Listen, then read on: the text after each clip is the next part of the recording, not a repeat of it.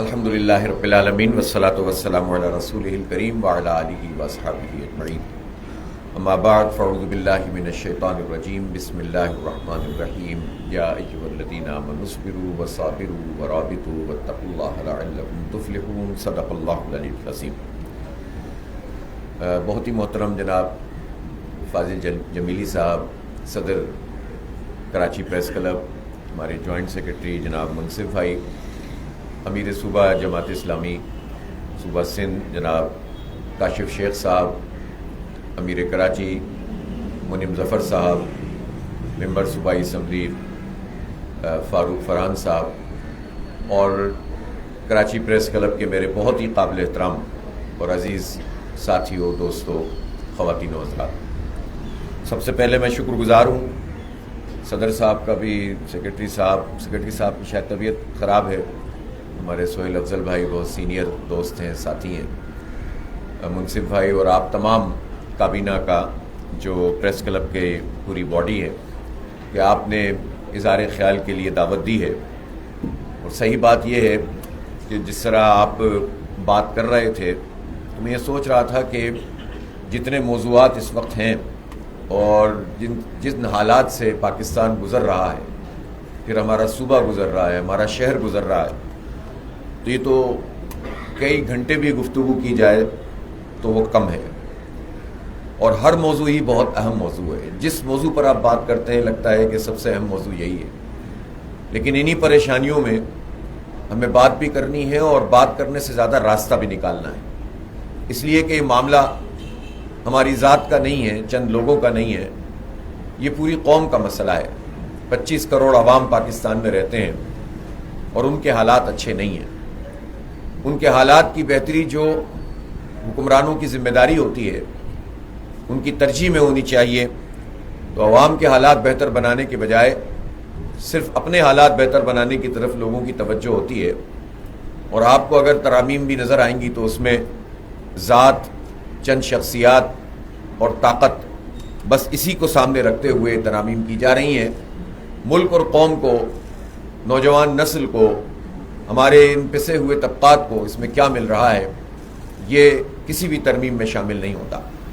لہٰذا ہم شروع بھی یہیں سے کرتے ہیں کہ 27ویں ترمیم جس طرح سے لائی گئی ہے، تو یہ 26ویں ترمیم کے موقع پر جب یہ سوال پیدا ہوا کہ بھئی اس ترمیم میں کیا ہے، اور گفتگو شروع ہوئی، تبادلہ خیال شروع ہوا، ٹی وی میں شوز شروع ہوئے، اخبارات میں کالم اور اداریے لگنے لگے، لیکن بہت بعد میں جا کر بالکل آخر میں پتہ چلا کہ اس کی اصل ترمیمات کیا ہیں، ترامیم، اور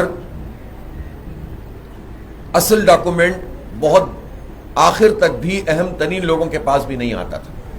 اس سے یہ پتہ چلتا ہے کہ یہ پارلیمنٹ کتنی آزاد ہے اور یہ جمہوریت کتنی آزاد ہے۔ جو قوتیں اس جمہوریت کو یرغمال بناتی ہیں وہ تو بہت واضح ہیں۔ اس ملک میں 33 سال براہ راست فوجی ڈکٹیٹرز کی حکومت رہی ہے، اور باقی جو وقت ہے اس میں بھی کم و بیش انہی کی مرضی کی حکومتیں چلتی رہی ہیں۔ اور بدقسمتی سے جو پارٹیاں اپنے آپ کو جمہوری جماعتیں کہتی ہیں اور میثاق جمہوریت جیسے معاہدے کرتی ہیں، ان کا اپنا معاملہ یہ ہے کہ وہ آگے بڑھ کر آمرانہ قسم کی ترامیم پیش کر رہی ہوتی ہیں۔ کل میں ملتان ایئرپورٹ پہ تھا، چونکہ کل ملتان بار میں وکلاء سے گفتگو ہوئی، پھر اس کے بعد وہاں معززین کی ایک نشست تھی، اور پھر میں فلائٹ سے یہاں کراچی پہنچا ہوں، تو اس وقت بلاول بھٹو زرداری صاحب اظہار خیال فرما رہے تھے قومی اسمبلی میں، اور وہ جس طرح سے اظہار خیال فرما رہے تھے میں حیران تھا کہ اس پارٹی کا دعویٰ کیا ہے۔ جمہوریت کا نام، عوام کا نام لینے والی یہ پارٹی ہے، اور ان کا حال یہ ہے کہ یہ وہ ترمیم جس کا براہ راست فائدہ صرف چند ہاتھوں میں ہونا ہے، یا تو صدر مملکت کو استثناء ملے گی، یا فیلڈ مارشل کو، یا نیول اور فضائیہ کے چیفز کو، اور ان کو یہ استثناء دی جا رہی ہے کہ وہ پوری زندگی عدالتوں میں پیش ہی نہیں ہو سکتے، جو غیر شرعی بھی ہے، غیر آئینی بھی ہے، غیر جمہوری بھی ہے، کسی بھی لحاظ سے قابل قبول نہیں ہو سکتا۔ لیکن اس کی دلائل میں وزیر اعظم جو ہمارے ذوالفقار علی بھٹو صاحب کا نواسا وہ دلائل فراہم کر رہے تھے کہ جس میں چند شخصیات کے ہاتھ میں پاکستان کی طاقت مرتکز ہو جائے. اور یہ سلسلہ نیا نہیں ہے. اگر ہم گہرائی میں جاتے ہیں تو ہمیں یہ بات پتہ چلتی ہے کہ ان پارٹیوں کی پرورش ہوئی عامروں کی گودوں میں ہے. انہی کو ڈیڈی کہہ کے تو یہ پارٹی پھر بالآخر وجود میں آئی تھی. محترمہ فاطمہ جناح کو ہرانے کے لیے ایوب خان کا ساتھ دینے والے بھی یہی تھے. اور پھر اس کے بعد آہستہ آہستہ ہم نے دیکھا ہے کہ ملک کی تقسیم بھی اسی طرح سے عمل میں آئی تھی کہ آپ نے مینڈیٹ ماننے سے انکار کر دیا تھا. تو عوام کے مینڈیٹ نہ ماننے کی روایت تو پاکستان پیپلز پارٹی کی بہت پرانی ہے. انہوں نے ملک توڑنا تسلیم کر لیا یحییٰ خان کے ساتھ مل کر, اور اس میں پھر مجیب بھی شامل ہو گئے, لیکن انہوں نے عوام کا مینڈیٹ تسلیم کرنا اس پہ گوارا نہیں کیا. اور یہی سلسلہ نہیں ہے, سلسلہ چلتا چلا آ رہا ہے. اور ابھی تو 2 سال پہلے کی بات ہے نا کہ کراچی کے عوام نے میئرشپ کے انتخاب میں مینڈیٹ دیا جماعت اسلامی کو. پہلے انہوں نے حلقہ بندی کر کے اپنی سیٹیں بڑھائیں, پھر بھی پوری نہیں پڑ سکیں. ووٹ میں تو ویسے ہی بہت پیچھے تھے. جب پوری نہیں پڑی تو چھیننا شروع کی, کبھی ریکاؤنٹنگ کے نام پر, کبھی کسی اور چیز کے نام پر. اور اس طرح آہستہ آہستہ انہوں نے اپنے نمبر بڑھانے شروع کر دیے. اور اس کے بعد جب آخر میں ہاؤس سے میئر کا انتخاب ہونا تھا تو ظاہر جماعتوں نے آپس میں اشتراک کیا. پیپلز پارٹی کے ساتھ نون لیگ اور جے یو آئی مل گئی, اور جماعت اسلامی اور پی ٹی آئی. اب نمبر بنتے تھے 192 اور ان کے بنتے تھے 173, لیکن پی ٹی آئی کے 32 بندے خرید لیے یا دباؤ ڈال دیا. اور اب تو یہ پتہ چل رہا ہے کہ ہر موقع پر جتنے چاہیے ہوتے ہیں اتنے مل جاتے ہیں. ان پارٹیوں کی جمہوریت بھی سامنے آ گئی ہے. اور اس کے نتیجے میں کراچی کا جو مینڈیٹ جس کو ملنا چاہیے تھا وہ اس کی توہین, جس کو ملا تھا اس کی توہین کرتے ہوئے انہوں نے اپنی مرضی کا میئر بنا دیا. تو مشرقی پاکستان سے لے کر کراچی کے میئر کے انتخاب تک پاکستان پیپلز پارٹی مینڈیٹ کی توہین بھی کرتی ہے, عامروں کا ساتھ بھی دیتی ہے, اور اسٹیبلشمنٹ کی A+ ٹیم کا کردار ادا کرتی ہے. اور یہ 27ویں ترمیم میں بھی یہ پیش ہے, نون لیگ بھی پیش ہے. اور جو 2-4 بندے اگر ضرورت پڑتی ہے سینٹ میں تو مختلف پارٹیوں کی طرف سے پیشکشیں بھی موجود ہیں. اب مسئلہ یہ ہے کہ یہ خرید کیسے لیے جاتے ہیں, یہ سینیٹر فروخت کیسے ہو جاتے ہیں. اس لیے ہو جاتے ہیں کہ یہ پارٹیاں خود اپنے اندر یہ جمہوریت رکھتی ہیں کہ کوئی 25 کروڑ, کوئی 40 کروڑ, کوئی 50 کروڑ, اور بولیاں اس سے بھی زیادہ لگی ہوئی تھیں. میڈیا پہ آ چکی ہیں سب باتیں. تو جو 50 اور 70 کروڑ دے کر پارٹی کا ٹکٹ لے کر سینیٹر بنے گا وہ اس سے 5 کروڑ کی زیادہ بولی میں چلا نہیں جائے گا. تو کوئی بھی پارٹی ہو, دعوے جس کے بھی ہوں, ان پارٹیوں میں جمہوریت کا کوئی میکینزم ہی نہیں ہے. اب آپ مجھے بتائیے کہ پاکستان پیپلز پارٹی ہو, پاکستان مسلم لیگ نون ہو, پاکستان تحریک انصاف ہو, اور بھی میں کس کے نام لوں, اس میں مسٹر مولانا کی تخصیصی ختم ہو جاتی ہے. تو ان کا کیا عالم ہے؟ کیا ان کی پارٹیاں جمہوریت کی بنیاد پہ چلتی ہیں, خاندان کی بنیاد پہ چلتی ہیں؟ یہ پارٹیاں وراثت کی بنیاد پر چلتی ہیں. اور ایک مرتبہ وراثت کا معاملہ بھی پورا نہیں پڑ رہا تھا تو وصیت کی پرچی آ گئی تھی. اس طرح سے جو ہے وہ یہ پارٹیاں چل رہی ہوتی ہیں. تو جو وصیت اور وراثت پر پارٹیاں چلیں گی وہ پارٹیاں کیا جمہوری طریقے سے آگے بڑھیں گی؟ یہی وجہ ہے کہ ان کے اپنے اندر بھی جمہوریت نہیں ہے, اور یہ اپنے ہی لوگوں سے خوفزدہ بھی ہوتے ہیں. خاص طور پر جو گلی محلے کا پولیٹیکل ورکر ہے اپنی پارٹی کا بھی اس سے بھی خوفزدہ ہوتے ہیں. اور یہی وجہ ہے کہ یہ لوکل باڈیز کے انتخابات نہیں کرانے سے ہچکچاتے ہیں. یہ بلدیاتی انتخاب ان سے کروانا ہو تو دھرنے دینے پڑتے ہیں, احتجاج کرنا پڑتا ہے, کورٹس میں جانا پڑتا ہے, لڑائی لڑنی پڑتی ہے. پھر یہ ایک ایسا ایکٹ لے کر آ جاتے ہیں کہ جس کا جمہوریت سے کوئی تعلق ہی نہیں ہوتا. سارے اختیارات سلب کر لیتے ہیں, اپنی مرضی کا سارا نظام بنا لیتے ہیں, اور کہتے ہیں چلو کر لو اب لولا لنگڑا اندھا بہرا جیسا بھی انتخاب ہے. اور اس سے بھی جب پورا نہیں پڑتا تو قبضہ کر لیتے ہیں, اور سارے اختیارات جو نچلی سطح پر جن کو ڈیلیگیٹ ہونا چاہیے یا ٹرانسفر ہونا چاہیے آئین کے مطابق وہ پورا نہیں کرتے. طلبہ یونین کے یہ الیکشن نہیں کراتے. اب 41 سال ہو گئے ہیں پاکستان میں اسٹوڈنٹ یونین کے الیکشن نہیں ہوتے. کوئی پوچھ سکتا ہے کیوں نہیں ہوتے؟ تو ظاہر سی بات ہے خوف زدہ ہوتے ہیں کہ نئی لیڈرشپ سامنے نہ آ سکے, جینوئن لیڈرشپ سامنے نہ آ سکے. جیسے ابھی آپ نے دیکھا بنگلہ دیش میں 4 بڑی یونیورسٹیوں کے الیکشن ہوئے اور اللہ کا شکر ہے کہ چاروں کے چاروں میں اسلامی جمعیت طلبہ یعنی اسلامی چادر و شبر نے سویپ کیا ہے, کلین سویپ کیا ہے. اور اس نے صرف اپنے ہی لوگوں کو نہیں کھڑا کیا بلکہ معاشرے کے بہت اچھے سوچنے سمجھنے والے لوگوں کو اکموڈیٹ کیا اور ایک بہت بڑی طاقت بنے. تو اس سے یہ خوف زدہ ہوتے ہیں, اس سے ان کو پریشانی ہوتی ہے کہ کوئی نظریاتی تحریک نہ اٹھ سکے. تو نہ یہ طلبہ یونین کے الیکشن کرائیں, نہ یہ بلدیاتی الیکشن کرانا چاہیں, کرا دیں تو قبضہ کر لیں, اس کے باوجود اختیارات سلب کر لیں. نہ یہ پارٹی میں الیکشن کرائیں تو اور سب کے سب تیار ہوں آمروں کی گود میں. تو آپ یہ بتائیں کہ اگر آمروں کو یہ طاقت حاصل ہوئی ہے اور راستہ نظر نہیں آتا تو اس کا سبب ہی یہ ہے کہ سارے کے سارے لوگ یہ چاہتے ہیں کہ ان کے اوپر اسٹیبلشمنٹ کا ہاتھ ہو. تو اسٹیبلشمنٹ زندہ باد, اور جس وقت کسی پارٹی سے اسٹیبلشمنٹ ناراض ہو جائے کسی وجہ سے تو اسٹیبلشمنٹ مردہ آباد. چاہے آر ٹی ایس بیٹھنا ہو یا فارم 47 ہو, یہ سارے آتے تو انہی سہاروں پر ہیں. جینون تو عوام کی رائے کے ذریعے نہیں آتے, اور جو جینون قوتیں ہیں, جو مڈل کلاس قیادت رکھنے والی قوتیں ہیں, ان کا راستہ روکنے کی کوشش کی جاتی ہے. اس لیے اگر ان سارے فنومینا کو آپ دیکھیں گے تو اس میں غیر جمہوری طرز عمل ہی وہ چیز ہے کہ جو پارٹیوں میں بھی ہے اور پارٹیوں کے علاوہ بھی موجود ہے, جو ان لوگوں کو یہ طاقت فراہم کرتا ہے جو اپنی طاقت پر مطمئن نہیں ہوتے اور مزید طاقت چاہتے ہیں, مزید اختیارات چاہتے ہیں, مزید امیونٹی چاہتے ہیں.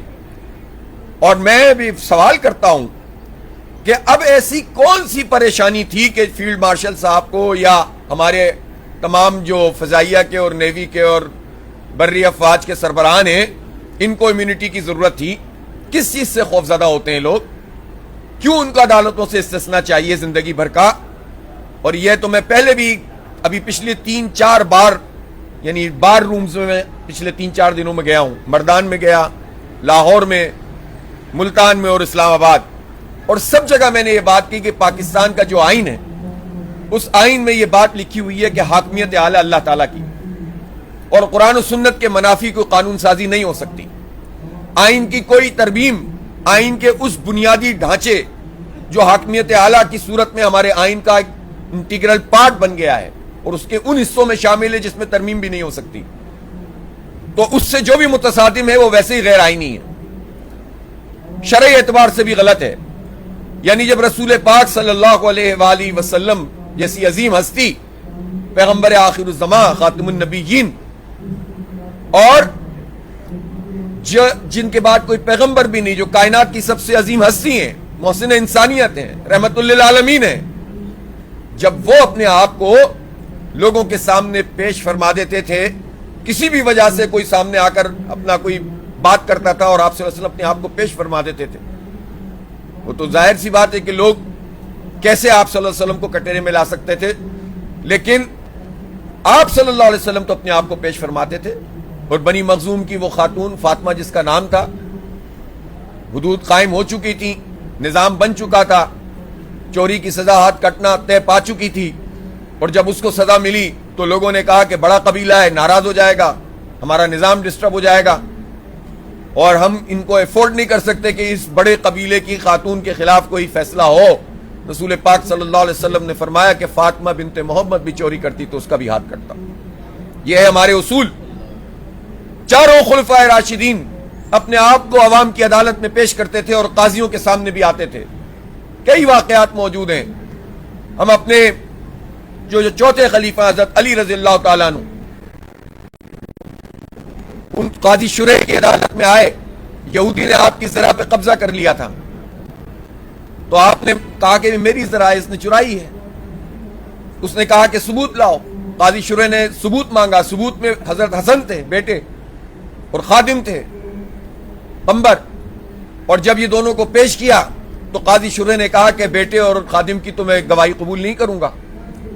ثبوت کوئی دوسرا تھا نہیں, حقیقت یہ تھی کہ زرع حضرت علی کی تھی, لیکن خلیفہ وقت امیر المومنین اور اس وقت سلطنت ہماری کہاں کہاں تک پہنچ چکی تھی، قیصر و کسریٰ تک، اور اس سلطنت کے امیر المومنین نے اپنا دعویٰ وڈرا کر لیا کہ ٹھیک ہے ثبوت میرے پاس نہیں ہے تو میں عدالت کے سامنے تو اپنے آپ کو جسٹیفائی نہیں کر سکتا، جو ثبوت تھا وہ آپ نے مانا نہیں، قاضی نے فیصلہ دے دیا، اور اس کے نتیجے میں ہوا یہ، اس یہودی کے اوپر جو مقدمہ تو جیت گیا تھا لیکن در حقیقت حضرت علی رضی اللہ تعالیٰ عنہ نے اس کا دل جیت لیا، اور پھر اس نے کہا کہ میں مسلمان ہوتا ہوں، اور اس نے ذرا بھی حضرت علی رضی اللہ تعالیٰ عنہ کو واپس کر دی، اور حضرت علی نے پھر سے ہدیتاً پھر دے دی کہ نہیں اب تم ہی رکھو اس کو۔ تو یہ مثالیں نظر نہیں آتی۔ میں جنرل سید عاصم منیر صاحب سے یہ کہنا چاہتا ہوں، اگر ان تک یہ آواز میری پہنچے کہ آپ قرآن کی آیات تلاوت فرماتے ہیں، آپ دین کے حوالے دیتے ہیں، تو تاریخ سے آپ یہ کچھ مطالعہ فرمائیے اور کم از کم سامنے آ کر یہ کہہ دیجئے کہ مجھے استثناء نہیں چاہیے۔ اس کے نتیجے میں ایک اچھا میسج جائے گا، پوری قوم کو ایک پیغام ملے گا کہ طاقتور کوئی فرد ہے اور وہ اپنے آپ کو دین کے تابع سمجھتا ہے، نظام کے اور آئین کے تابع سمجھتا ہے، اور یہ کام انہیں کرنا چاہیے۔ لہٰذا میں تو یہ اپیل کیا مطالبہ کرتا ہوں کہ یہ کام انہیں کرنا چاہیے۔ ادروائز یہ جو پوری ترامیم کا سلسلہ ہے، یہ نام نہاد جمہوری قوتیں جو در حقیقت جمہوری قوتیں نہیں ہیں، یہ ان کا کھیل ہے، اور یہ اپنی مرضی سے پورا نظام وضع کر رہے ہیں۔ 26 ترمیم کے موقع پر ہم نے اپوزیشن کی پارٹیوں سے یہی درخواست کی تھی کہ آپ اس میں نہ جو ہے وہ انگیج ہوں، کہ کچھ ماننا ہے کچھ نہیں ماننا، لیکن آپ کو یاد ہوگا کہ مولانا کا گھر مرکز بن گیا تھا، ایک آ رہا تھا ایک جا رہا تھا، مولانا ادھر جاتے تھے وہ ادھر جاتے تھے، اور پھر ایک ملغوعہ سے بن کر وہ 26ویں ترمیم پاس کر لی گئی، اور طریقہ واردات یہی ہوتا ہے کہ ایک آدھ شق اس میں اچھی ڈال دی جاتی ہے تاکہ جسٹیفائی کر سکیں ساری چیزوں کو، اور اس جسٹیفیکیشن کے نتیجے میں ہم پر یہ مسلط کر دی گئی، اور اب 27ویں ہو گئی، اب کہتے ہیں 28ویں بھی آئے گی تو آپ جتنی چاہیں لے آئیں، لیکن آئین کے اعتبار سے جب بھی صحیح معنوں میں عدالت لگے گی اور صحیح معنوں میں عدلیہ آزاد ہوگی تو یہ ساری ترمیمیں بھی انشاءاللہ ختم ہو جائیں گی، اور ان کو ختم ہونا ہے، اس لیے کہ یہ عدلیہ پہ شبخون مارنا ہے، یہ آئینی عدالت کو اسٹرینتھن کرنا، اس میں یہ اختیار ہو جانا کہ جو آئینی عدالت ہے، یہ عدالت جو ہے وہ وزیر اعظم صاحب اس کے چیف جسٹس مقرر کریں گے۔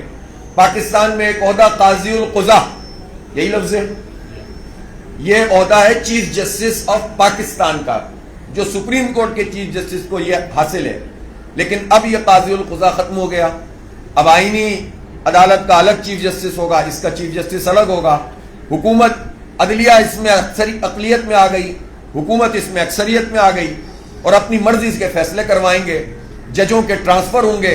پہلے ٹرانسفر میں یہ کنسنٹ شامل تھا کہ جب تک اس کی اپنی رائے نہیں ہوگی جج کی، جب تک جو ہے ٹرانسفر نہیں ہو سکتا، یہ کنسنٹ بھی ختم ہو گیا۔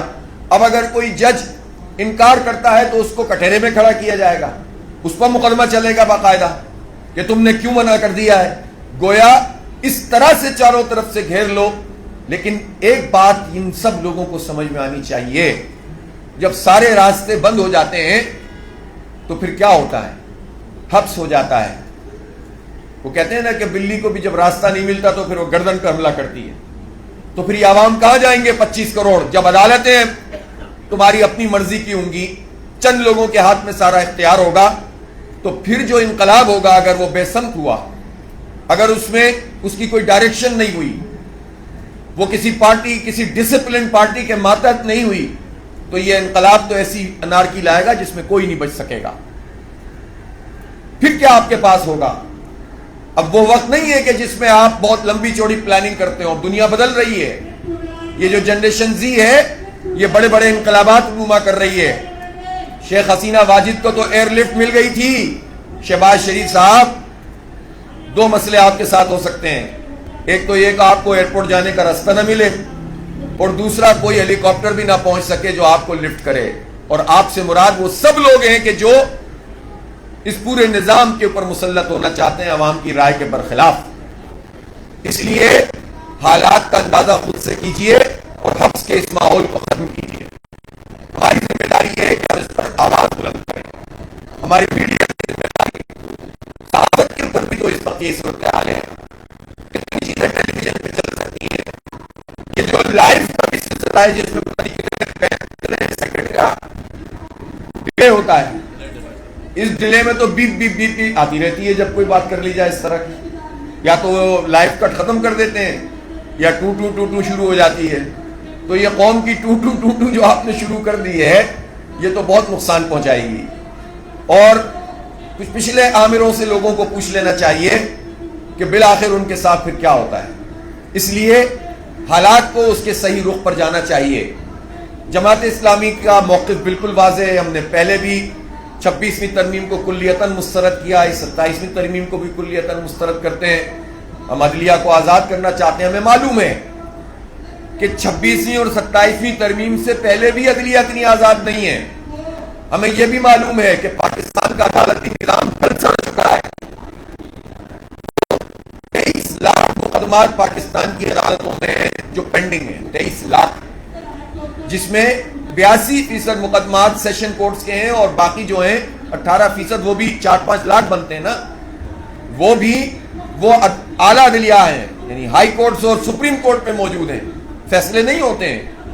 کسی غریب آدمی کو تو خیر یہ حق ہی نہیں ہے کہ وہ عدالت میں جا سکے, اس لیے کہ وہ پیسہ نہیں ہے اس کے پاس.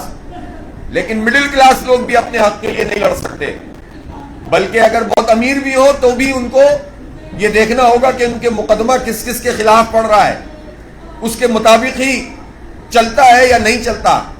تو اس گلے سڑے نظام میں تو لوگوں کو انصاف فراہم نہیں ہوتا, اور جس معاشرے میں انصاف نہ ہو پھر کیا ہوگا اس میں. اس لیے اس پورے عدالتی نظام کو بھی تبدیل کرنے کی ضرورت ہے. گراس روٹ لیول پر یہ سسٹم جانے کی ضرورت ہے. میں عرض کر رہا ہوں کہ آپ زندگی کے جس شعبے پر نظر ڈالتے ہیں آپ کو اسی طرح سے نظر آتی ہے. تعلیمی نظام کی بات کرتا ہوں جو بہت بنیادی حیثیت رکھتا ہے کسی قوم کی تشکیل میں. آپ مجھے بتائیے کہ پاکستان میں اس وقت جو نظام تعلیم موجود ہے یہ تو ایک قوم نہیں بنا سکتا. اس کی وجہ یہ ہے کہ دولت مند لوگوں کے لیے الگ, ان سے کم پیسے والوں کے لیے الگ, مڈل کلاس کے لیے الگ اور غریب کے لیے الگ نظام. آپ پڑھائی نہیں سکتے اپنے بچے کو. سرکاری اسکولوں کا بیڑا غرق,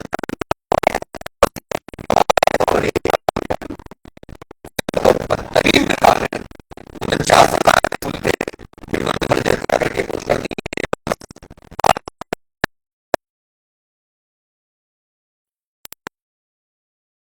صاحب سے, مراد علی شاہ صاحب سے, جو بھی وزرائے تعلیم رہے ہیں یا اس وقت موجود ہیں ان سے, سیکریٹریٹ میں موجود جتنے سیکریٹریز ہیں ان سے, اور بلکہ ایون سیکریٹریٹ کے, سندھ سیکریٹریٹ کے کلرک سے بھی اگر آپ سوال کریں گے نا کہ کیا آپ اپنے بچے کو سرکاری اسکول میں داخل کرا سکتے ہیں, تو آپ کے خیال میں کیا جواب آئے گا؟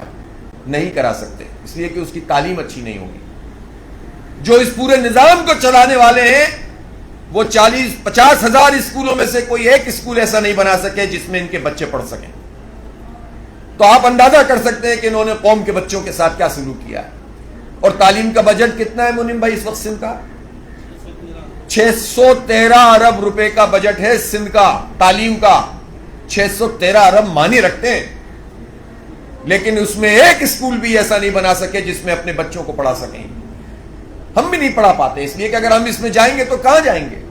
ابھی یہ بلدیہ کے تحت چند اسکول ہمارے پاس آئے ہمارے ٹاؤنز میں, اور اس کو اللہ کا شکر ہے کہ بہتر بنانے کی کوشش کی. کل میں لیاقت آباد گیا تھا, وہاں چند اسکول دیکھے, اسی طرح فیڈل بیریا, نارتھ آباد وغیرہ وغیرہ. تو یہاں ان کی انرولمنٹ ڈبل سے بھی زیادہ ہو گئی, 3 گنا ہو گئی. ذرا سا اس کو ٹھیک کیا, اس کو اسکول کی شکل بنائی, کچھ تعلیم کو بہتر بنانے کی کوشش کی, کچھ ٹیچرز کی ٹریننگ شروع کی, تو انرولمنٹ بڑھ گئی. ورنہ لوگ صرف وہ لوگ پڑھاتے ہیں کہ جو کہیں اور نہیں پڑھا سکتے, اس لیے کہ چلے بس داخل تو کرا دیا نام نے.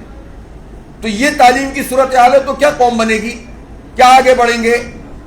آپ کو پتا ہونا چاہیے کہ جیسی تیسی بھی پھر یہ تعلیم ہے, اس کے باوجود یہ صورتحال ہے کہ ہر 9 میں سے 8 بچے اعلیٰ تعلیم کی طرف نہیں جا پاتے, یونیورسٹی کی طرف. صرف 12% لوگ بچے انٹر کے بعد یونیورسٹی کی طرف جا پاتے ہیں. آپ اندازہ لگائیں یہ جاتے کہاں ہیں باقی.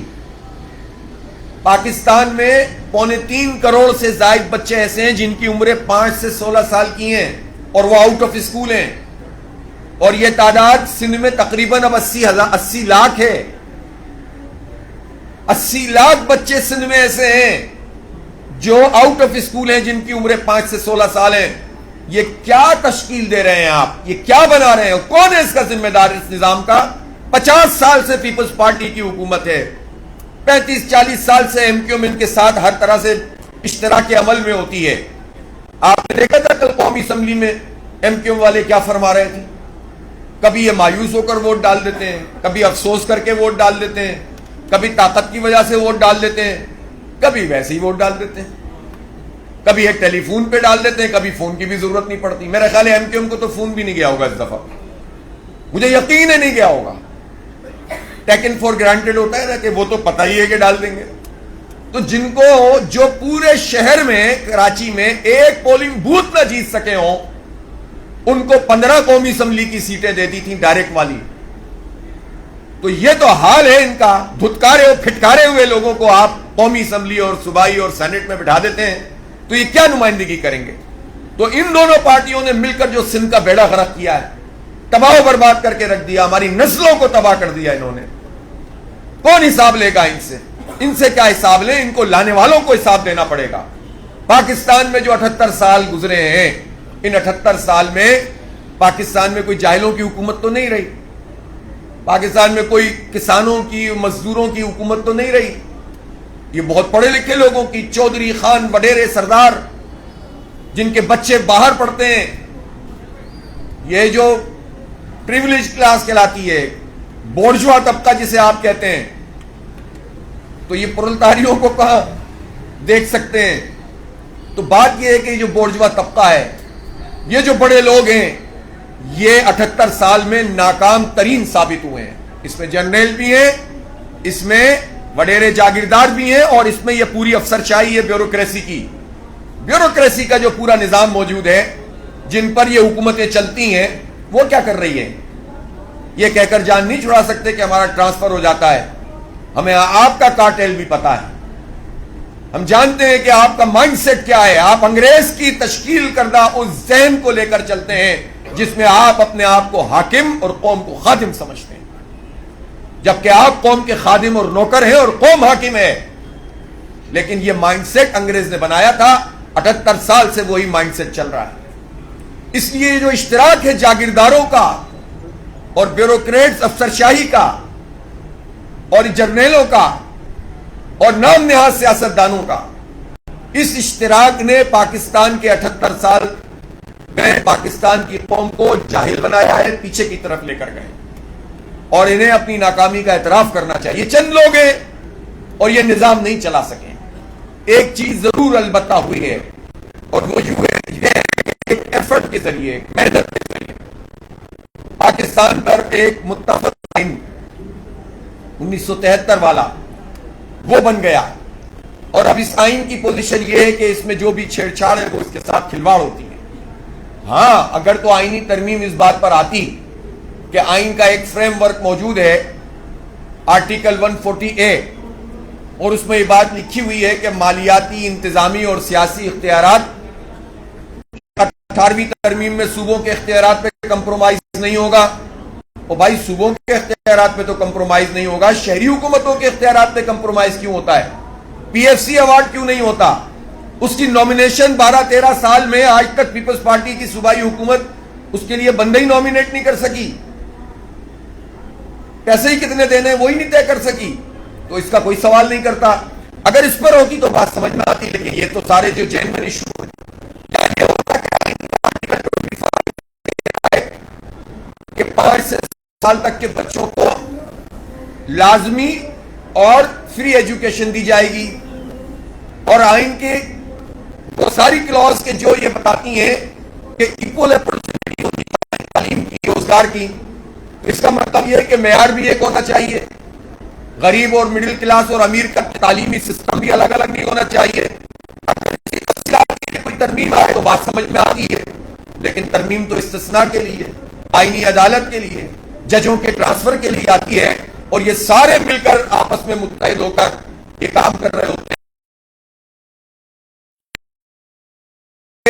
طبقاتی نظام تعلیم، صحت کی سہولتیں نہ ہو، عدلیہ کا نظام گل سڑ گیا ہو، تو اس ملک میں پھر کس چیز کی ضرورت ہے؟ اس ملک میں ضرورت اس بات کی ہے کہ جو اوریجنل آئین ہے وہ اوریجنل آئین ہو. آئینی اعتبار سے پاکستان کی ریاست کا سسٹم ٹھیک ہے سوائے ان ترمیموں کے جو ابھی آئی ہیں یا اس سے ملتی جلتی. باقی جو نظام ہے وہ اس کے مطابق نہیں ہے. اس نظام میں حاکمیت اعلی اللہ کی اس لیے نہیں ہے کہ معیشت کا نظام سود پہ چل رہا ہے جو اللہ اور اس کے رسول سے جنگ ہے. عام آدمی پر ٹیکسوں کو لاد دیا ہے, جاگیرداروں کو ایگزم دیا ہوا ہے, چھوٹا کسان رول رہا ہے, ہاری کا بیڑا غرق کر دیا ہے. چھوٹا کاشتکار جس کی 5, 10, 15 ایکڑ زمین ہے اس کی لاگت سے زیادہ یعنی لاگت زیادہ ہے اور اس کی آمدنی کم ہے, لیکن جن کی سینکڑوں مربع زمین ہے, سینکڑوں ہزاروں ایکڑ زمینیں ہیں, چند لوگ ہیں, انہوں نے سب نے مل کر 6 ارب روپے انکم ٹیکس دیا ہے اور پاکستان کے تنخواہ دار طبقے نے 550 ارب روپے سے زیادہ ٹیکس دیا ہے. جاگیردار وڈیرا مزے کر رہا ہے جو بڑے بڑے ہیں اور عام آدمی سے آپ ٹیکس وصول کر رہے ہیں, مراد آپ کو پوری ملی ہوئی ہے. تو اس طرح کیسے نظام چلے گا؟ تو اس گلے سڑے نظام کو بدلنے کی ضرورت ہے. اسی لیے دیکھیں ہم نے جب اپنا اجتماع طے کیا لاہور کا 21, 22, 23 نومبر میں, آپ سب لوگوں کو دعوت بھی دے رہا ہوں, ہماری خواتین کی ذمہ داران بھی سب موجود ہیں اور یہ بھی بڑا ایفرٹ کر رہی ہیں اور مجھے یقین ہے کہ ہمارا یہ جو اجتماع ہے دنیا میں خواتین کی کسی ایک اجتماع میں سب سے زیادہ شرکت انشاءاللہ 21, 22, 23 نومبر ہوگی. پوری دنیا میں ریکارڈ ٹائم ہوگا انشاءاللہ. اور اسی طرح سے نوجوان, اسی طرح سے بہت بڑے پیمانے پر لوگ تیاری کر رہے ہیں. اس اجتماع کے لیے جو ہم نے سوچا کہ اس کا ٹائٹل کیا رکھا جائے, بہت سی باتیں سامنے آئیں, لیکن پھر ہمیں بات سمجھ میں آئی کہ بات تو پہلے بہت ہوا کرتی تھی نظاموں کی کشمکش کی, اور ایک زمانے جو لیفٹ رائٹ کے جھگڑے ہوتے تھے تو ان نظاموں کی بات چلتی تھی. لیکن اب مسئلہ یہ ہے کہ لیفٹ کے ہواؤں فضاؤں میں تحلیل ہونے کے بعد بحیثیت نظام کے اب تو لیفٹ رائٹ کا مسئلہ ہی نہیں ہے, اب تو رائٹ اور رونگ کا مسئلہ ہے. لہذا یہ جو رونگ نظام پورا بنا ہوا ہے اس پورے کے پورے نظام کے بدلے میں اصل نظام آنا چاہیے. تو بدل دو نظام ہم نے اس کا پھر عنوان رکھا کہ شاخیں جھاڑنے سے, چھڑی کے ذریعے پتے جھاڑنے سے, شاخیں کاٹنے سے تو یہ مسئلہ حل نہیں ہو رہا. اس نظام کو بدلنا چاہیے. یہ لمبا کام ہے, مشکل کام ہے, لیکن کام یہی ہے. ہاں البتہ اس کا جو طریقہ کار ہے وہ یہ ہے کہ آپ ظلم کی جو شکلیں معاشرے میں موجود ہیں ان کو اجاگر کریں, اس پر گفتگو کریں, اس پر لوگوں کو جوڑیں, مختلف طبقات کی حمایت حاصل کریں. اس لیے کہ جماعت اسلامی نے یہ بات طے کی ہوئی ہے کہ ہم سازشوں کے ذریعے اقتدار میں نہیں آئیں گے. ہم انڈر گراؤنڈ ہو کر, زیر زمین کسی طریقے سے جو ہے وہ اقتدار میں نہیں آئیں گے. ہم برسر زمین کام کریں گے اور رائے عامہ کے ذریعے سے آئیں گے. آج کل پرسوں جب لوگ ہمارے ساتھ کھڑے ہوں گے, ہماری جد و جہد میں شریک ہوں گے اور ایک ماحول فضا سازگار ہوگی تو اس کے ذریعے سے ہم اپنی جد و جہد کو آگے بڑھاتے ہوئے تبدیلی لائیں گے. اور انتخابی نظام کو ہم چاہے جیسا بھی انہوں نے بنا دیا ہو, ہم سمجھتے ہیں کہ اس میں 2 طرح سے کام ہونا چاہیے. ایک تو یہ کہ اس کی اصلاحات ہونی چاہیے, متناسب نمائندگی پر انتخابات ہوں تو آپ یہ الیکٹیبل والے مسئلے ختم ہو جائیں گے, چودھریوں اور وڈیروں اور خان اور سرداروں والے مسئلے ختم ہو جائیں گے. دیہات کے ایک کسان کو بھی پتا ہوگا میرا ووٹ کاؤنٹ ہو رہا ہے. اور پھر اب جو ایک الٹرا جسے آپ کہتے ہیں کہ دھاندلی کی شکل آ گئی ہے کہ پہلے تو پری پول انجینئرنگ, ڈیورنگ پول انجینئرنگ, پوسٹ پول انجینئرنگ, اب تو فارم 47 نے تو سبھی کو ایسا انہوں نے وہ کارڈ مارا ہے کہ وہ سارے ہی کے سارے انہوں نے فیل کر دیے. لیکن بہرحال ایک بات سمجھنی چاہیے کہ یہ زیادہ عرصے چلنے والی چیزیں ہوتی نہیں ہیں. اس جبر کے ذریعے سے آپ کب تک کنٹرول کریں گے لوگوں کو؟ اور لیکن یہ ممکن اس وقت ہے جب جنرل لیڈرشپ میں قوم بیدار ہو. لوگ بیدار ہوتے ہیں وقفے سے, لیکن ان کو دھوکے ملتے ہیں. پارٹیاں اپنے آپ کو آرگنائز نہیں کرتی. پارٹی لیڈر گرفتار ہو جائے, پارٹی فارغ, وہ آپ کس سے بات کریں, سمجھ میں ہی نہیں آتا. تو پارٹیاں تو عملاً ایگزسٹ نہیں کرتی ہیں اور خود لیڈرشپ پارٹیاں بناتے بھی نہیں ہیں, خود اپنے اندر بھی جمہوریت نہیں رکھتے. لیکن میں یہ ضرور کہنا چاہتا ہوں کہ جماعت اسلامی تو ایک ڈیموکریٹک پارٹی ہے. ہر لیول پر ہمارا انتخاب ہوتا ہے, ہماری باڈیز بنتی ہیں, شورا ہوتی ہے, یعنی کچھ بھی ہوتا رہے, ہمارے انتخابات چلتے رہتے ہیں. ابھی منیم ظفر صاحب کی تقرری ہوئی ہے دوبارہ, ابھی ان کا انتخاب ہوا ہے, کسی کو پتہ بھی نہیں ہوگا. اور دوسری ٹرم میں تو اب بات یہ ہے کہ یہ تو ہمارا ایک سسٹم ہے، ایک سسٹم کے تحت پارٹی چل رہی ہے، آرگنائز پارٹی، دیانتدار پارٹی، اور ایسی پارٹی ڈائریکشن میں لے۔ ہم یہ کہہ سکتے ہیں کہ جماعت اسلامی اس کی کوشش کرتی ہے کہ ہم اس طرح سے چلیں، ہم فرشتے تو نہیں ہیں، غلطیاں ہم بھی کرتے ہیں، لیکن الحمدللہ بحثیت مجموعی اس میں خیر غالب ہے۔ رائے عامہ اگر جماعت کے ساتھ ہوگی تو اور مسلسل لوگ ہمارے ساتھ مل کر مختلف چیزوں میں کام کریں گے تو انشاءاللہ واقعی نظام کی تبدیلی پر منتج ہوگا یہ۔ اور اگر اسی طرح سے چلتا رہے گا تو پھر اسی طرح چلتا رہے گا اور ہمارا بیڑا غرق ہوتا رہے گا، لوگ ملک سے باہر جانے کا سوچتے رہیں گے، ملک سے مایوس ہوتے رہیں گے۔ اس لیے میری آپ سب لوگوں سے درخواست ہے کہ آپ اجتماع عام میں شرکت بھی کریں اور ہمارے اس پورے کام کے ساتھ۔ تو ہم نے جو اپنے لیے چیز طے کی ہے لائحہ عمل، وہ یہ ہے کہ ہم ایک تو جو عوام کے جینوئن ایشوز ہیں جس کا روزمرہ کی زندگی سے تعلق ہے، اس کو کبھی بھی صرف نظر نہیں کریں گے اور اس کو ٹیک اپ کریں گے۔ جس طرح آپ نے کچھ حوالے دیے تھے نا، کراچی میں بھی بیریا ٹاؤن کا مسئلہ آیا، فلاں کا آیا، نادرا کا، کے الیکٹرک کا، یہ بجلی کا پورا مافیا ہم پر مسلط ہے آئی پی پیز کی صورت میں۔ کوئی دوسری پارٹی اس لیے اس پہ بات نہیں کر سکتی کہ ہر پارٹی میں یہ مافیاز موجود ہیں، تو وہ اپنی پارٹی کے چنگے مڑستوں کے خلاف کیسے کام کر سکتے ہیں؟ اس لیے وہ پھر کمپرومائز ہوتے ہیں۔ تو جماعت اسلامی تو کر سکتی ہے، ہم نے آئی پی پیز پر احتجاج بھی کیا، دھرنا بھی دیا، معاہدہ بھی کیا اور بالآخر پیسے کم بھی کروائے، لیکن ابھی بھی ہم سمجھتے ہیں کہ بہت بڑی گنجائش موجود ہے۔ اگر 2000 ارب روپے اس وقت آئی پی پیز کو جا رہے تھے تو اب بھی تقریباً 1500-1600 ارب روپے جا رہے ہیں، 3600 ارب روپے کی بچت ہوئی ہے۔ تو ہو سکتا ہے کہ ہم اجتماع عام میں اثر نو اس آئی پی پیز مافیا کے خلاف ایک تحریک کا اعلان کریں، اس کو منظم کریں۔ اسی طرح سے اور جتنے جینوئن ایشوز ہیں جس میں روزمرہ لوگوں کو پریشانی ہوتی ہے، بل جمع کرانے میں، پیٹرول کی لیوی ہے، گیس کا مسئلہ ہے، لوڈ شیڈنگ ہے، عذاب بناتی ہے زندگی، ان سب ایشوز کو بھی ٹیک اپ کریں گے۔ لیکن ساتھ ساتھ ہم نے ایک اور ماڈل بھی طے کیا ہے کہ باقی پولیٹیکل پارٹیز اگر صرف باتیں کرتی ہیں اور نعرے لگاتی ہیں تو ہم اپنے حصے کا جو کام ہو سکتا ہے وہ کریں گے۔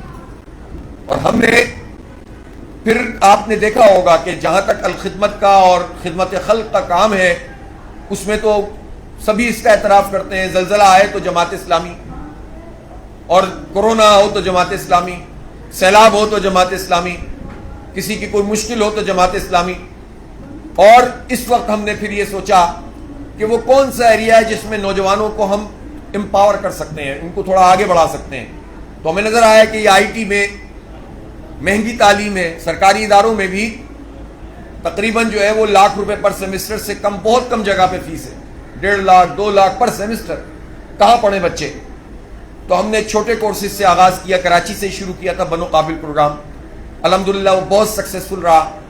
پھر اس کے بعد ہم اس کو پورے ملک میں لے کر گئے اور اس وقت تک اب بہت ایک ویو سی بن گئی ہے اور 12 لاکھ نوجوان رجسٹر ہو چکے ہیں اس میں، اور مالاکنڈ تک اور چترال تک اور پھر پورے پنجاب میں، اور پورا جو ہمارا خیبر پختونخوا میں نے آپ کو بتایا، اور بلوچستان، کوئٹہ میں 15 دن پہلے بم دھماکہ ہوا تھا اور بی این پی کے اس میں، اور تقریباً 16-17 لوگ شہید ہوئے تھے، درجنوں زخمی ہوئے تھے، لیکن اس 15 دن کے بعد گراؤنڈ میں وہاں پر ٹیسٹ ہوا اور طلبہ و طالبات سب آئے، اور ایک امید پیدا ہوئی کہ یار یہ نوجوان تو سب جگہ ایک جیسے ہیں، ہم نے تقسیم کر دیا ان کو۔ پھر جعفر آباد میں جا کر ہم نے کیا، جہاں 6 لاکھ کی آبادی کا ضلع ہے، وہ گراؤنڈ بھرا ہوا تھا، وہ طالبات وہاں آئی نہیں تھی، بچیاں آئی نہیں۔ پھر کیا پنڈی اور اسلام آباد اور کیا مالاکنڈ اور سبات اور کیا سرگودا اور لاہور، گجرانوالہ، سب جگہ پہ الحمدللہ۔ تو اللہ کا شکر ہے کہ یہ کنیکٹیوٹی بھی ہے، اس کے ذریعے سے یہ جنریشن زی کو کنیکٹ کرنے کا پروگرام بن رہا ہے کہ جو قوم پرستی کی لے رہے ہیں، سندھی، مہاجر، پشتون، پنجابی، بلوچ میں تقسیم کر دو اور بس بیڑا غرق بھی اٹھاؤ، آواز بھی ان کی اٹھاؤ۔ آپ نے دیکھ لیا جو قوم پرستوں کی باتیں کرنے والے تھے انہوں نے کیا کیا ہے کل۔ تو اس لیے ہمیں معلوم ہے کہ یہ لوگ یہی کر سکتے ہیں، ہم جڑ کر اور متحد کر کے ہی ساری قوموں کو حق دلا سکتے ہیں، پورا پاکستان میں ان کی آواز اٹھا کر یہ کام کر سکتے ہیں۔ تو ہم یہ کام بھی کر رہے ہیں، اللہ کا شکر ہے۔ تو اس لیے ہم یہ چاہتے ہیں کہ صرف نظام کے اوپر تنقید ہی نہ کی جائے، جو اپنے حصے کا کام ہے وہ بھی کیا جائے۔ تو جماعت اسلامی کا یہ ماڈل ہے، اس سے ہم اپنی یوتھ کو جمع کر رہے ہیں، اور انشاءاللہ ایک بڑی لہر پیدا ہوگی اور اجتماع عام ہمارا یہ ایک اس طرح کا اجتماع نہیں ہوگا جس طرح سے لوگ تصور کرتے ہیں. یہ ایک ٹرننگ پوائنٹ بنے گا انشاءاللہ پاکستان کی پالیٹکس میں بھی اور پاکستان میں نظام کی تبدیلی کے لیے بھی. افغانستان والے مسئلے پہ میں یہ ضرور کہنا چاہتا ہوں, آپ نے سوال کیا اور بہت اہم ہے. افغانستان سے مسئلے کا حل مذاکرات ہیں, بامانی بات چیت ہے, ایشوز موجود ہیں. افغانستان سے ہمیں کوئی ایسا خطرہ تو نہیں تھا نا پچھلے 30-40 سال میں کہ سوائے اس کے کہ پہلے ایک فورس آئی پھر اس کے بعد دوسری فورس آئی. اگر مشرف صاحب اس وقت امریکہ کے حوالے پٹے پہ نہ کر دیتے سارا تو یہ صورتحال نہیں پیدا ہوتی ہے. را بھی آ گئی اور بلیک واٹر بھی آ گئی اور اس کے ساتھ ساتھ جتنے بھی باہر کی جتنے بھی ایجنسیاں ہیں CIA وغیرہ سب آ گئے اور انہوں نے انفلٹریشن کی اور خاص طور پر انڈیا نے وہاں بڑی انویسٹمنٹ. اس دوران ہمارا جو رول تھا وہ اچھا نہیں تھا. یعنی ایک طرف تو پاکستانی قوم نے افغانوں کو اپنے دل میں جگہ دی اور اتنی بڑی خدمت کی اور اتنی بڑی قربانی تھی جس کا اعتراف سب لوگ کرتے ہیں, لیکن دوسری طرف چند لوگوں نے غلطی کر کے نفرتیں پیدا کی, بہت پیدا کیا, لیکن اس کے بعد پھر پاکستانی قوم نے افغان قوم کے ساتھ ایک اچھے تعلق کا اظہار کیا. لہذا پاکستان کی قوم یہ سوال کرتی ہے, ہم حکومت یا فوج یا ریاستی اداروں کی بات نہیں کرتے. پاکستانی قوم افغانستان کی قوم سے اور افغانستان کی حکومت سے یہ مطالبہ کرنے میں حق بجانب ہے کہ پاکستان میں جو دہشت گردی ہے اس میں افغانستان کی سرزمین استعمال نہیں ہونی چاہیے. اس قوم نے کیا قصور کیا ہے؟ اسی طرح ہم حکومت سے کہتے ہیں کہ اپنے یہ اقدامات, ایک تو یہ جو خواجہ آصف صاحب کے بیانات اسٹائل ہے, یہ کیا طریقہ ہے بات کرنے کا کہ اسے ڈپلومیسی کہتے ہیں کہ آپ بنے ہوئے کام کو خراب کرنا شروع کر دیں. تو ایک تو ان لوگوں کو ذرا سمجھانا چاہیے, ڈانٹنا چاہیے کسی کو کہ آپ اپنی لمٹ میں رہیں, جو آپ ہیں جتنے اتنے ہی رہیں. دوسری بات یہ ہے کہ جو پاکستان کی حکومت ہے اس کو یہ بات اچھی طرح سمجھنی چاہیے اور اداروں کو بھی کہ افغانستان سے جنگ کر کے ہمیں کچھ بھی نہیں ملے گا. جس دہشت گردی سے ہم بچنا چاہتے ہیں اس میں اضافہ ہوگا. لہٰذا بات چیت ہی مسئلے کا حل ہے. بامانی مذاکرات کریں, ایک دوسرے کو اعتماد دیں. ایک دفعہ مسئلہ حل نہیں ہوا دوبارہ بیٹھیں, دوبارہ نہیں ہوا تبارہ بیٹھیں. لڑنے سے مسئلہ حل نہیں ہوگا.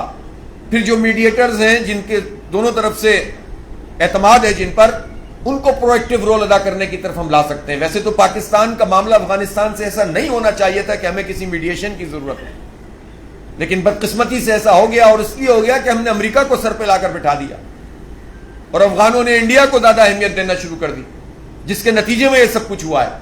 لہٰذا اب بھی مسئلے کا حل یہ ہے کہ بامانی طریقے سے بات ہو, اور ایسے لوگ پاکستان میں اور افغانستان میں موجود ہیں جو بہت اچھے طریقے سے ان مذاکرات کو, اگر آپ کی ول ہوگی تو راستہ نکلے گا اور ول نہیں ہوگی تو راستہ کیسے نکلے گا. تو آپ میں اگر امن کی ول ہے تو اس میں جماعت اسلامی بھی اپنا کردار ادا کرنے کے لیے تیار ہے, لیکن اگر آپ کی ول نہیں ہے تو پھر کیسے کوئی پارٹی یہ کام کر سکتی ہے. اور بھی علماء کرام ہیں جن کو اپنے ساتھ ملا سکتے ہیں اس خاص پرٹیکولر مسئلے پر کہ افغانستان اور پاکستان کے معاملات ٹھیک ہونے چاہیے. اس لیے یہ کوئی فتح اور شکست کا مسئلہ نہیں ہے. دو برادر قومیں ہیں, ان قوموں کو زیادہ جو ہے وہ ذمہ داری کا مظاہرہ کرتے ہوئے معاملات کو آگے لے کے جانا چاہیے. جلتی پہ تیل تو ہر کوئی ڈال سکتا ہے, ہم بھی کوئی بات کر دیں اور وہاں سے بھی کوئی بات ہو جائے, میں اس کو مناسب نہیں سمجھتا. اور زیادہ ذمہ داری اس کی ہوتی ہے جس کے پاس زیادہ طاقت ہوتی ہے.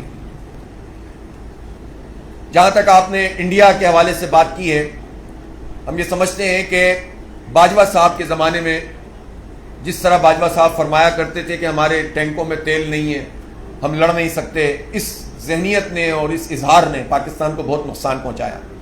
اور جس وقت کشمیر کے حوالے سے یہ 370 اور 35A کی بات چل رہی تھی, اس وقت پاکستان کے اداروں کو اور پاکستان کی حکومت کو اپنا صحیح رول ادا کرنا چاہیے تھا.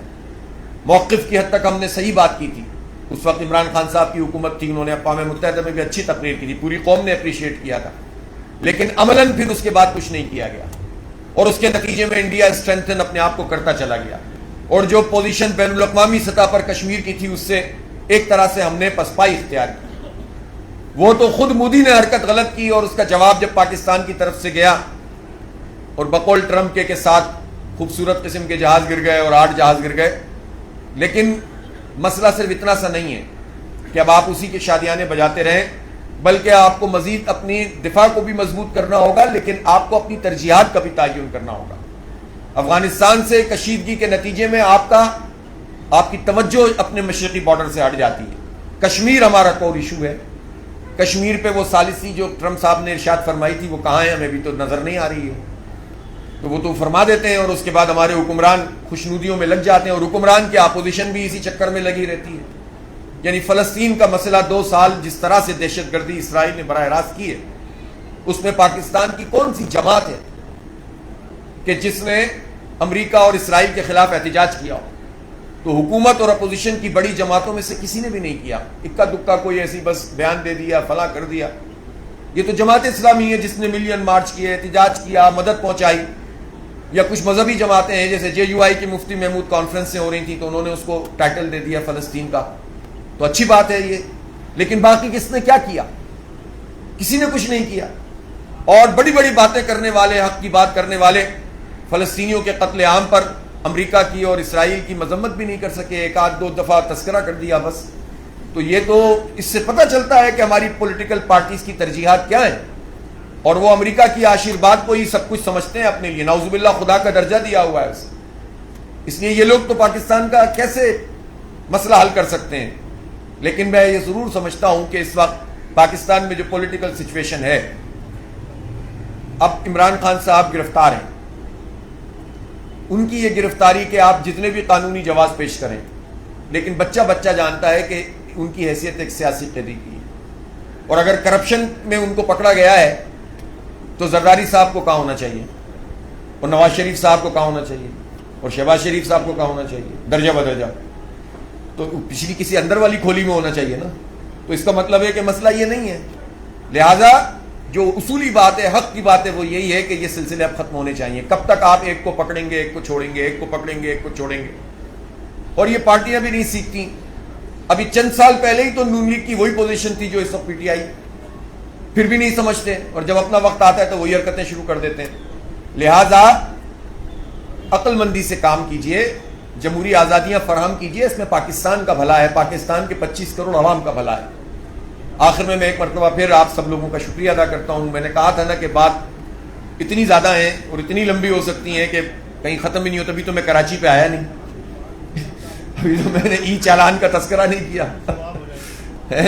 ابھی تو ای چالان کی بات نہیں ہوئی، ابھی تو قبضہ میئر صاحب کی فضیلت بیان نہیں ہوئی، ابھی تو بہت کچھ باقی ہے، لیکن چلیں ابھی میں یہیں چھوڑتا ہوں۔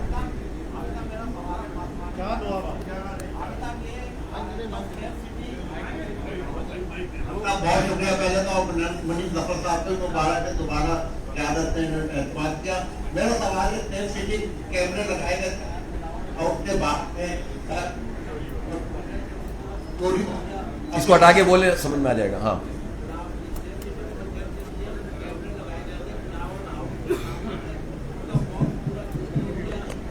کیا چوری ہو گیا؟ باکس چوری ہو گیا۔ اب میں کیا کہوں، کبھی بلاول صاحب سن گیا، سمجھ گیا، کبھی بلاول صاحب کہتے ہیں کہ میرے گھر میں ٹینکر سے پانی آتا ہے، کبھی بلاول ہاؤس کے سامنے سے سیف سٹی کا کیمرہ چوری ہو جاتا ہے، تو اقتدار میں کون ہے؟ تو بات یہ ہے کہ یہ لوگ، اس سے تو ان کی مینجمنٹ کا پتہ چلتا ہے نا، گورننس کا پتہ چلتا ہے۔ اور دوسری بات یہ ہے کہ سیف سٹی پروجیکٹ 2012 سے چل رہا ہے، اب اس کو 13 سال ہو گئے ہیں، اس کے کیمرے تو نصب نہیں ہو سکے، ای چالان والے کیمرے نصب ہو گئے، اور وہ بھی اس کے ریٹ اتنے بڑھ گئے۔ آپ کو پتہ ہے پچھلے دنوں پنجاب حکومت نے کیا کیا؟ پنجاب حکومت نے سندھ حکومت سے سبق حاصل کیا، اور جو ریٹ وہاں پر تھا چالان کا، اس میں سندھ حکومت کی طرح اضافہ کرنا شروع کر دیا کہ ایسا زبردست ماڈل مل گیا ہے ہمیں کہ آپ لوگوں کو اس طرح سے جو ہے وہ لوٹ سکتے ہیں۔ تو میں سمجھتا ہوں کہ انتہائی غلط حرکت ہے، سڑکیں بناتے نہیں ہیں، جو بن رہی ہیں 4-4, 5-5, 6-6, 7-7 سال آپ کے پروجیکٹ ڈیلے ہو رہے ہیں، لوگ دھول مٹی کھا رہے ہیں، الرجیز ہو رہی ہیں، بچے یونیورسٹی روڈ کا بیڑا غرق کر دیا ہے، اور اس صورتحال میں آپ ای چالان پر توجہ دے رہے ہیں، اور وہ بھی یہ کہ آپ 200 روپے کے چالان کو آپ 5000 روپے کا چالان میں تبدیل کر دیں، تو یہ بہت زیادتی ہے۔ چالان کے ہم خلاف نہیں ہیں، ایک معقول چالان ہونا چاہیے، لیکن آپ اپنی ذمہ داریاں بھی تو حکومت پوری کرے، وہ ورنہ جب تک اس کو ڈیفر کرے۔ جی حفیظ صاحب میں ادھر بیٹھا ہوں، میں منظر ادھر ہوں۔ جی فرمائیے۔ جی سر، یہ अलमिया ये है कि इस्टेब्लिशमेंट का जो मसला है वो आज का तो नहीं। आप अयूब खान के दौर में आप मुखालिफ थे, फिर ज़ियाउल हक का दौर आया तो आप हिमायती बन गए, दूसरे मुखालिफ हो गए। फिर जब मुशर्रफ साहब का दौर आया तो उसमें 2 जमातें बाहर हो गई, बाकी ज़्यादातर हिमायती हो गए। मुशर्रफ दौर में जाहिर बात है गैर जमाती इलेक्शन हुआ तो रहमतुल्लाह साहब नाजिम बने, गैर जमाती इलेक्शन में हिस्सा लिया था तो वो नाजिम बने।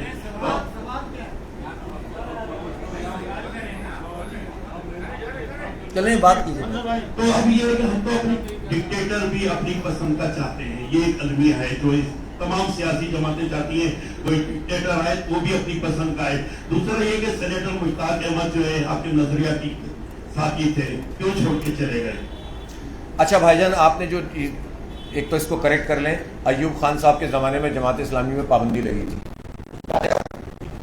मुशर्रफ के ज़माने में कम अज़ कम मैं तो 3 दफ़ा गिरफ्तार हुआ था, बाकी दर्जा बदर्जा अल्हम्दुलिल्लाह सब हुए थे। मुशर्रफ साहब के ज़माने में उनकी जितनी भी चीज़ें थी जो अफगानिस्तान के हवाले से और उसका हम बहस करते रहे, उसके खिलाफ हमने किए। चौधरी इफ्तिखार वाली तहरीक तो आपको याद है। मसला ये होता है कि बहुत सारी पार्टियां धोखा देती हैं और उसके नतीजे में फिर ये लोग जो है स्ट्रेंथ में। ज़ियाउल हक के ज़माने में कोड़े इस्लामी जमीयत तलबा के नाज़िम आला के खिलाफ भी सज़ाएँ हुई और कोड़े भी हमारे कारकुनान के ऊपर पड़े और जेलें भी हमने काटी, सिवाय वो इस ख़ास पीरियड के जिसमें उन्होंने तय किया था कि मैं 90 दिन में इलेक्शन कराऊंगा, तो कौमी इत्तेहाद के फैसले के तहत उसको कबूल किया था। बाकी उसके बाद तो हमारी लड़ाई चलती रही, तो इसलिए उसको ज़रा सा दुरुस्त कर लें अगर आप हक़ाइक़ को, तो अच्छा लगेगा। और अभी भी हमारा मौक़िफ़ तो बिल्कुल वाज़ेह, हमने इस तरमीम को कुल्लियतन मुस्तरद किया और हम यही बात कहते हैं जो आपने की है कि तेरा चोर मुर्दाबाद मेरा चोर जिंदाबाद नहीं होना चाहिए। जहाँ तक दूसरा सवाल है उसका मैं जवाब देता नहीं हूँ, माजरत चाहता हूँ जी।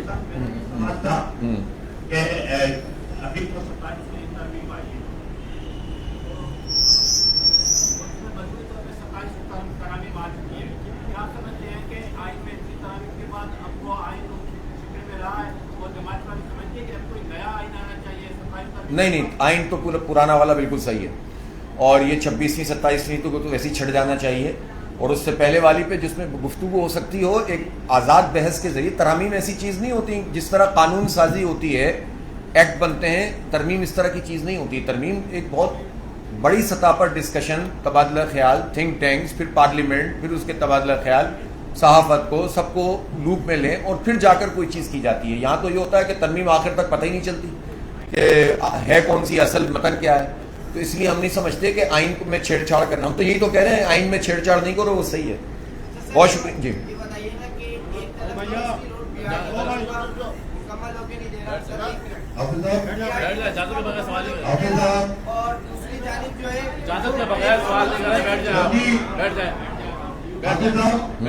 आपका भाई सुमरो। हाँ सही।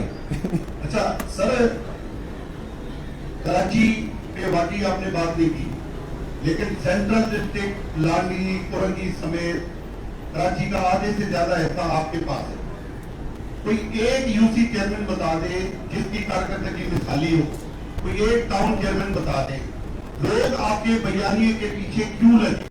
आप देते हैं, छोटे बीमारी पर ही देते हैं, उसमें भी कोई कारकर्दगी, कोई मुतमईन करने वाली, कोई काबिल तारीफ नहीं होती। तो आप किस तरह से अपनी जमात को आगे लेके जाएंगे और तन्हाई का शिकार इस वक्त जमात इस्लामी क्यों है? पहली बात तो ये है, अच्छा सुन लो यार सुमरो साहब, बात ये है कि आप चलें मेरे साथ, 9 टाउन्स का दौरा कराते हैं आपको। और हमने 2 बातें की थी लोगों से, इख्तियार से ज़्यादा काम करेंगे और बाकी इख्तियार के लिए लड़ेंगे, यही बात की थी। लोगों ने हमें वोट दिया, मेयरशिप भी दी और 13 टाउन्स में हमारे स्ट्रेट अवे चेयरमैन बनने चाहिए थे, लेकिन पीपल्स पार्टी ने A+ टीम का किरदार अदा करते हुए एस्टेब्लिशमेंट की मेयरशिप पे कब्जा कर लिया और 4 मजीद टाउन्स पे कब्जा कर लिया। जो भी हुआ आपके सामने है। पहली बात तो ये तस्लीम। दूसरी बात ये है कि इन्होंने टाउन्स को इख्तियारात जो सिर्फ टाउन वाले थे वो देने में भी 1 साल लगा दिया, जो सिर्फ टाउन वाले थे। और आप सुन लीजिए कौन से इख्तियारात हैं। कचरा चुनने का इख्तियार टाउन्स के पास नहीं है, यूसी के पास नहीं है। पानी का और सीवरेज वाटर बोर्ड वो टाउन के पास नहीं है, यूसी के पास नहीं है। अभी तक पुरानी वाली यूसीज की तकसीम पर वाटर बोर्ड का सिस्टम चल रहा है, इससे आप अंदाज़ा लगाइए। इसी तरह से اور بہت بنیادی چیزیں ہیں جو ٹاؤنز کے پاس اور یو سی کے پاس ہونی چاہیے تھی، وہ نہیں ہیں. اس کے باوجود اپنے ذرائع سے جو پیسے ملتے ہیں وہ تنخواہوں میں جاتے ہیں. جو او زی ٹی کے پیسے ہیں وہ 80-90% تنخواہوں میں جاتے ہیں. اس کا سارا حساب منیم بھائی نے دیا ہوا ہے. 96% تنخواہوں میں جاتے ہیں. تو یہ میئر صاحب جو بھی ہیں ان کو آپ پوچھیے گا کبھی. اچھا، اس کے بعد آ جائیے کہ جو 4% وہ پیسے جو بچ گئے اور باقی جو اپنے ذرائع سے پیسے اکٹھے جو ان کے پاس ٹیکسیشن کے اور اس کے اور وہ کون سے ہیں پراپرٹی کے جو پیسے آتے ہیں، اس سے واٹر بورڈ کے کام بھی کرنے پڑتے ہیں. اس لیے کہ آپ سڑک بنائیں اور پانی کی لائن کھدی ہوئی ہو، خراب ہوئی ہوئی ہو تو سڑک ٹوٹ جاتی ہے، تو وہ کام بھی کرنے پڑتے ہیں. گٹر کے کام بھی کرنے پڑتے ہیں. آپ کو گٹر کے ڈھکن یاد ہیں جو مرتضی وہاب نے شروع میں دینے شروع کیے تھے، وہ ذرا پوچھیے گا کہاں ہیں، وہ بھی لگانے پڑتے ہیں. اس سب کے باوجود کل میں لیاقت آباد میں تھا اور وہاں پر 2 گراؤنڈ اور پورا کمپلیکس الحمدللہ ہمارے ٹاؤن چیئرمین نے اپنے ذرائع سے اپنے وسائل سے بنایا ہے. آپ دیکھیں، اگر اس کی تصویریں دیکھ لیں گے تو آپ کو سمجھ میں آئے گا کہ کیا لش گرین تھا اور ہزاروں کی تعداد میں نوجوان کل وہاں پر جو ہے وہ موجود تھے. اگر ایسا ہوتا تو یہ لوگ کیوں ہمارے ساتھ کھڑے ہوتے ہیں. اسی طرح سے آپ چاہے وہ رفع عام ہو، چاہے وہ ہیلی مارکیٹ، اپنے ذرائع سے ہیلی مارکیٹ ایک state of the art market بنا دی، مزید بہتر کر رہے ہیں اس کو. Free wifi open, Pakistan میں open sky free wifi کی سب سے بڑا جو ہے نا سیٹ اپ لگایا ہے. پھر اسی طرح سے سڑکیں، یہ وہ سوئی گیس والوں کے ساتھ معاہدے ہوئے تھے، جب انہوں نے سارا کام کیا تو اندر کی گلیاں سب ادڑ گئی تھیں. اللہ کا شکر ہے وہ بننا شروع ہو گئی. تو کام جتنا ہمارے اختیار میں اس سے زیادہ ہو رہا ہے اور کریں گے. ہم نے تو ایک دن بھی یہ نہیں کہا کہ گھر بیٹھ جائیں اور صرف سیاست کریں اور فائل پھینک کے چلے جائیں. نہیں، لڑیں گے آخر تک اور اپنے حصے سے زیادہ کام کریں گے اور کر رہے ہیں. اور آپ کو انشاءاللہ آئندہ 3-4 مہینے میں چینج محسوس ہوگا. جماعت اسلامی کے ٹاؤنز اور باقی آپ شہر میں گھومتے پھرتے ہیں، دیکھ لیجئے گا. کچرا چننے کا نظام ہمارے پاس نہیں ہے، لیکن پھر بھی جماعت اسلامی کے ٹاؤنز میں محنت کر کے لگ کے اپنی چیزوں کو بہتر بنایا ہے. ہم نہیں کہتے کہ ظاہر اختیار ہی نہیں ہے تو کیا کریں، لیکن بہتر بنایا، پہلے سے بہت بہتر ہو گیا. اور کوئی حکم سر؟ تنہائی، جماعت اسلامی کے علاوہ سب تنہا ہیں. مجھے آپ بتائیں کہ یہ پارٹیاں جو اس وقت موجود ہیں ان کی سیاسی تنہائی تو دیکھیں کہ بلاول فضیلت بیان کر رہے ہیں 27ویں ترمیم کی، اور پھر نون لیگ کہہ رہی ہے کہ یہ جمہوریت کے لیے بہت بڑا کارنامہ ہے، اور پی ٹی آئی تو اپوزیشن میں ہے. چلو اس نے کل اس کو مسترد کیا، لیکن بات یہ ہے کہ پچھلی مرتبہ انگیج ہوئے اور سینیٹر ان کے چلے گئے، یہاں 32 چلے گئے، وہاں 1 چلا گیا، اس کے پھر 9 چلے گئے. تو کون سیاسی تنہائی میں؟ ایک جماعت اسلامی ہے جو عوام کے ساتھ کھڑی ہے، نوجوانوں کے ساتھ کھڑی ہے، مزدوروں کے ساتھ کھڑی ہے، کسانوں کے ساتھ کھڑی ہے.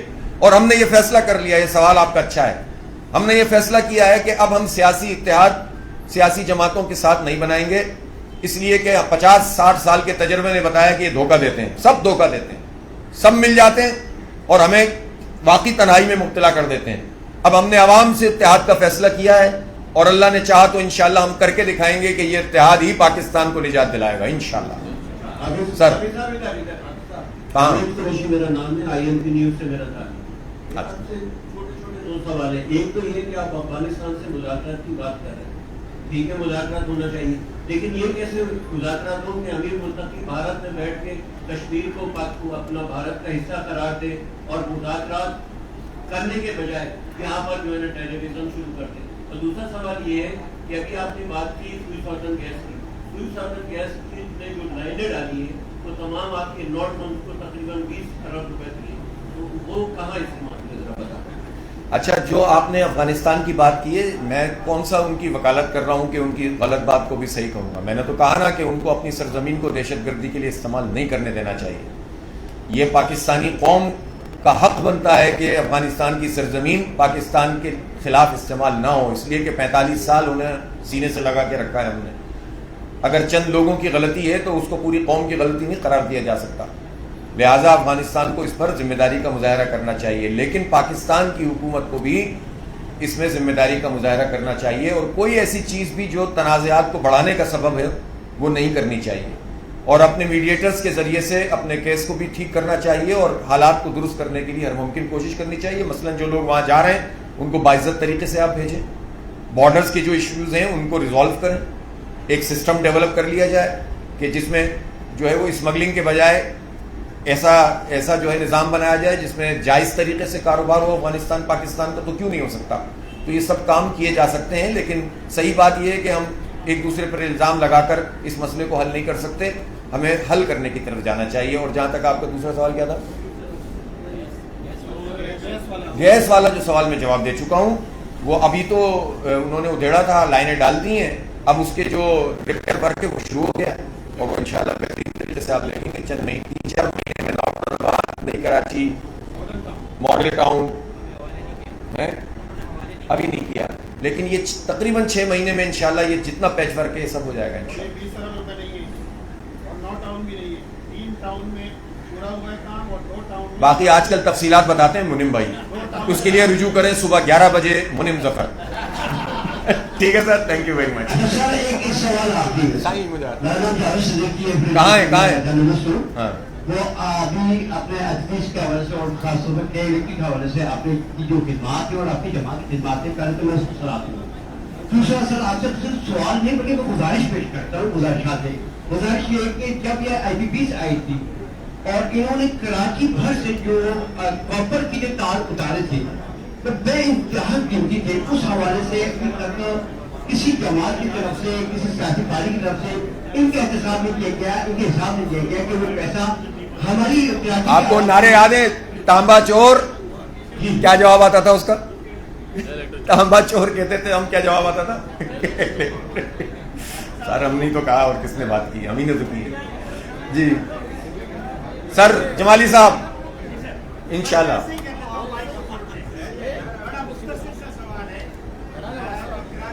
جی ہاں صاحب،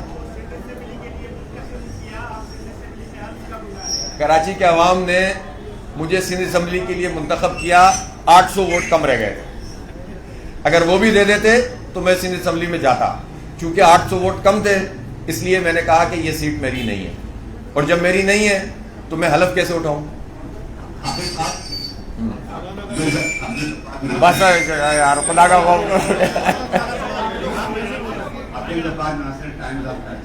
حافظ صاحب، چند دن پہ ابھی 2 دن پہلے خواجہ آصف صاحب نے قومی اسمبلی کی تقریر کے دوران حوالے سے انتہائی سخت زبان استعمال اس کے حوالے سے مدارس کے حوالے سے اور مساجد کے حوالے سے قبضے اور مدارس، بالخصوص مدارس قبضے کی ضرورت ہے، اس حوالے سے جماعت اسلامی کا کیا موقف ہے؟ اس حوالے سے خواجہ آصف صاحب کو پی ڈی ایم کے سربراہ مولانا فضل الرحمان صاحب سے مشاورت کرنی چاہیے۔